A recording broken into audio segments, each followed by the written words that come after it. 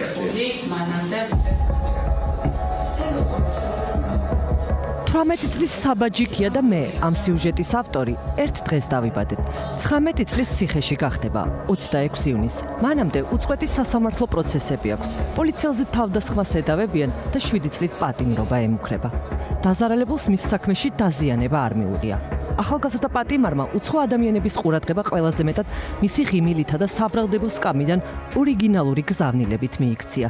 მის სასამართლოზე უცხო მოქალაქეების გარდა მისი მეგობრები დადიან და ამ დრომდე ვერ გაუგიათ, რა უნდა საბას ციხეში.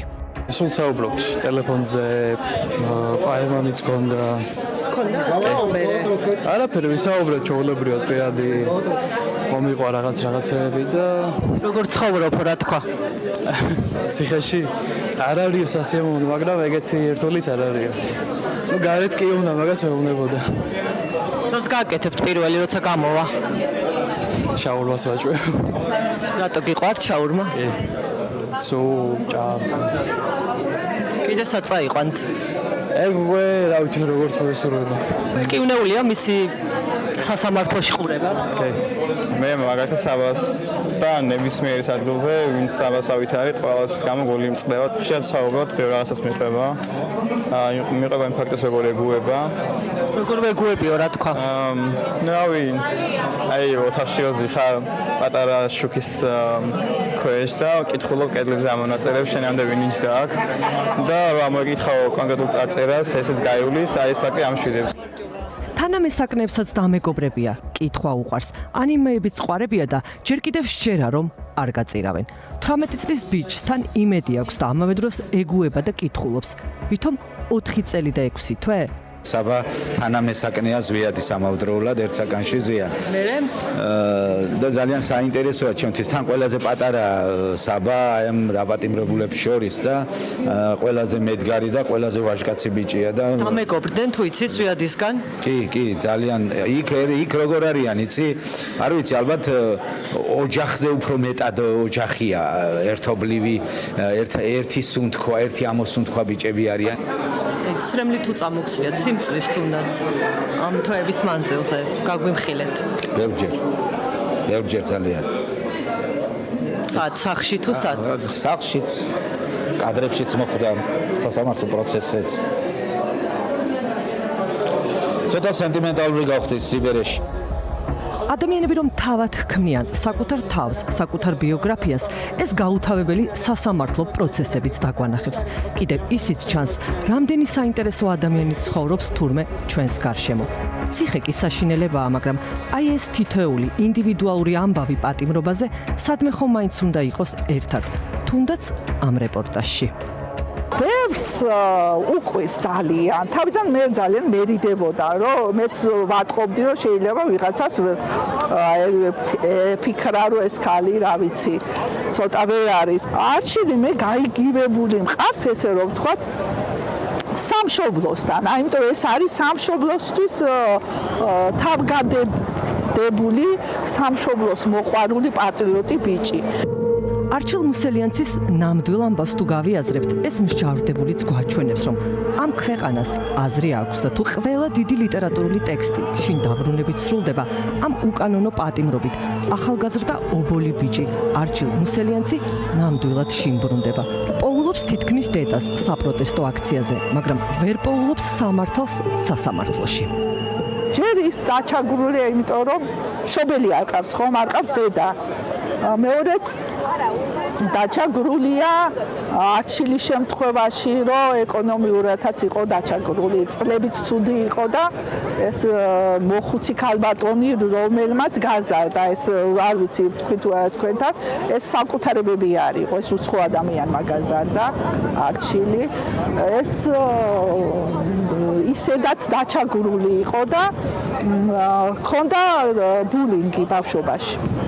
ჰქონდა ბულინგი, აბულინგებდნენ მისი თანატოლები, იმიტომ რომ რა ვიცი, არ ყავდა მშობლები, ოჯახი და ალბათ იყო გაჭირვებული. ყველაზე საუკეთესო თანაგზნობის თავგადასავალია ადამიანებს შორის.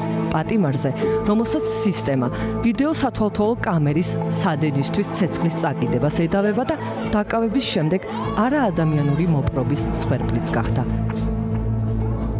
აჩილი გვიყურებს უთხარით გვიყურებს. აჩი მიყვარხარ.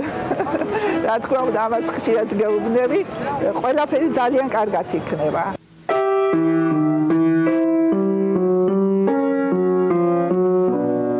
არ შეიძლება ამ ბინაში ცუდი ადამიანები ცხოვრობდნენ. მაშინ როცა ამ ხელისუფლების კულტურის მინისტრი 14,000 ევროდ ორ ჩანთას ყიდულობს ორჯერ ომ გამოვლილ ვეტერანს ვეფხია კასრაძეს სინდისის კიდევ ერთ პატიმარს სახლში 5 შვილი ელოდება. ყოველდღე მირეკავს და მე თქვენზე არ ვფიქრობ, რომ თუ დავიწყო ხა ბავშვებზე ფიქრე, ოჯახზე ფიქრი, შენზე ფიქრი რაღაცა, მეეო მაშინ ცუდად ვიქნებიო და ვცდილობ რომ რაღაცა ეს ემოცია დაბლოკო. ხო, მაგრამ ეს ხო რამდენხან შეიძლება ადამიანმა დაბლოკოს ეს ემოცია, ეს ხო რაღაცას იჩენს მერე თავს. ქვეყნის საწინააღმდეგო არასოდეს მსგავს არანაირ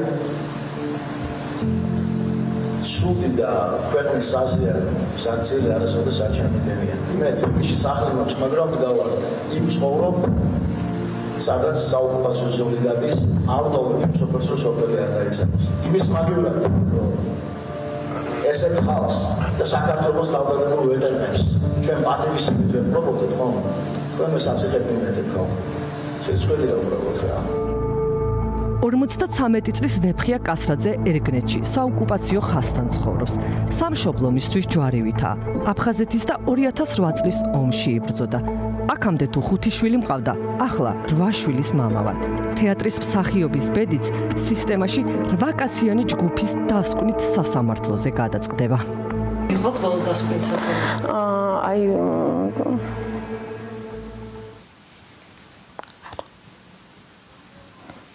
ვერ არ ვიცი გადაწყვეტილი მაქვს რომ არ მივა რაღაც ემოციას ვერიდებ იმიტომ რომ სამი შვილი მყავს გასაზრდელი და უნდა ვივარგო ჩემი შვილებისთვის და აქედან გამომდინარე ალბათ შევიკავებ თავს გავაფრთხილებ მეუღლეს რომ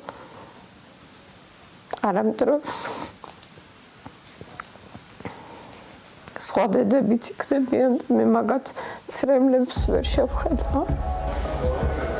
რადგან ნამდვილი კონსტიტუცია უგულებელ ყოფილია, პატიმრები საკუთარ სულიერ კონსტიტუციას წერენ. აქ ამ სასამართლოში მოსამართლეები, მოწვეები და პროკურორები შეგნებულად სავარაუდო დანაშაულს ჩადიან და არ სიამოვნებთ, რომ სხვებიც ამჩნევენ.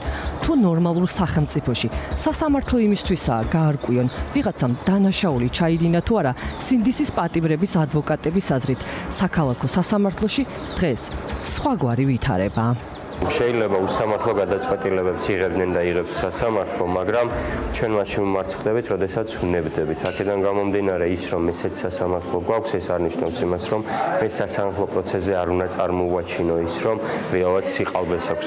ჩემი მიზანი რეალურად არის ის, რომ როდესაც საოქმოდ იწერება, როდესაც მოწმეები მოდიან, დიახ, საბოლოო ჯამში, როდესაც ამ ყველაფერს გადახედავენ, მტკიცებულება იქნება საქმეში იმის, რომ ეს ყველაფერი იყო უკანონო გადაწყვეტილება. ხანდახან თუ სასამართლოში მოქალაქე სინდისის ნებისმიერი პატიმრის აბსურდულ სასამართლო პროცესს ესწრება, შეიძლება დაფიქრდეს, მართლა ხო არ დამთავრდა ეს ქვეყანა, სადაც ხელისუფლება თითქოს ჯარს იყრის საკუთარ მოქალაქეებზე და უდანაშაულო ადამიანების საქმეებში ეძებს დანაშაულს, ვერ პოულობს და მაინც სასამართლებს ყველას, ვინც მისი წინააღმდეგია.